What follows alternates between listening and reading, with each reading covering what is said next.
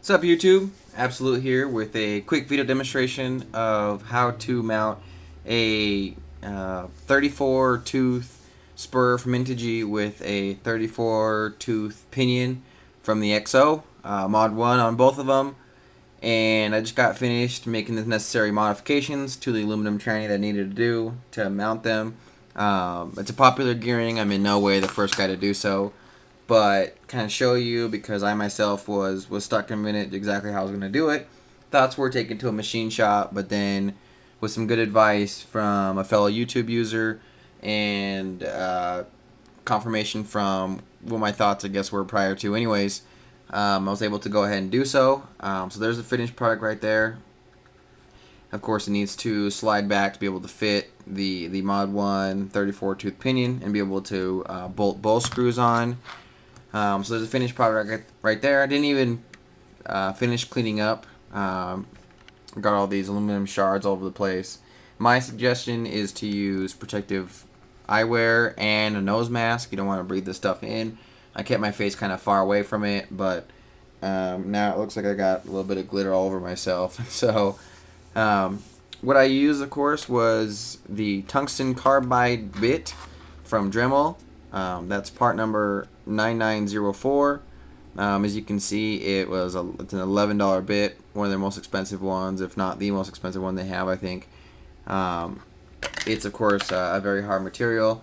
I have a really good collection of Dremel bits that I've used. It's Dremel's high-speed cutter lines in all kinds of different shapes and sizes to make quick work of chassis. Because every time I install a new one, I do some modifications to them and cut some holes in them to run the servo wire when I do them. And so they're important to have. The Dremel I use was one that I got a good year and a half ago from Harbor Freight, and the thing cost $10. And I figured, well, I'll use it for a little bit. It comes with a ton of bits, and when it's done, I'll just huck it out. And yeah, a year and a half later, the thing is still going strong. I mean, it's been abused. Just now, I did almost a good hour and a half straight of dremeling, and thing is still running strong. So I'll quickly, what I did, by the way, was I took off the end bell from the Mamba Monster and then mounted it with the top hole and then followed it along, kind of as a representation, kind of turned it, following it along with a Sharpie knife against the screw to kind of figure out what line I needed. It's pretty simple. It kind of just follows that current line, of course, as it is, but just as a guideline. And then, took the bit and started going to work. Definitely took some time to go ahead and do so. And there was a lot of kickback from that bit, but turned out good. And so, yeah, there it is. I will follow up with this video and the same video with a quick showing of what it looks like mounted. Okay, so this section of the video is in reply to a question which was sent to me, which was how do I set my Mod 1 gear mesh. So I'm going to show you here real quickly. First of all, of course, set the motor screws loose. I like to tighten them just a little bit so that you still get, so it's not completely easy, so that way it kind of keeps your place, but let them, of course, be able to spin freely. And what we're going to do here is you're going to attach the pinion gear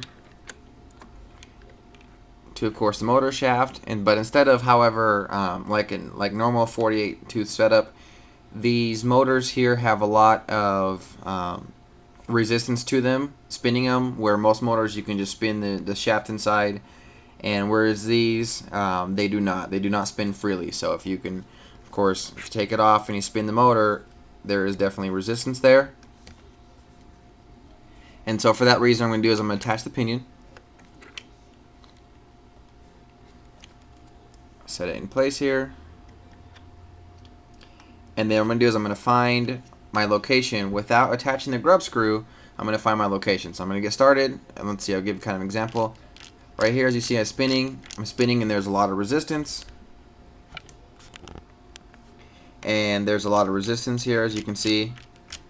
It's not spinning freely. Again, the grub screw is not attached, it's not influence of the motor, but it's the gear meshing that I have. And you can see it's still very far apart, gearing mesh-wise, especially if someone's used to just 48 pitch gears or even 32 pitch gears versus Mod 1 or even Mod 8. So then what I'm going to do here is, of course, the bolts are still loose.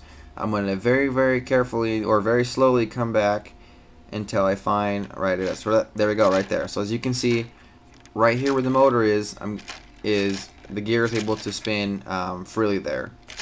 And again, I can actually able to tell because it's not attached to the shaft, and so there's no influence of the motor, not letting me know exactly where it needs to be. So I'm going to take it off, hold it very, very carefully. I like to do the top screw first. Bottom screw. Attach the pinion back on, and then spin it again. Yep. As you can see, it's still free spinning.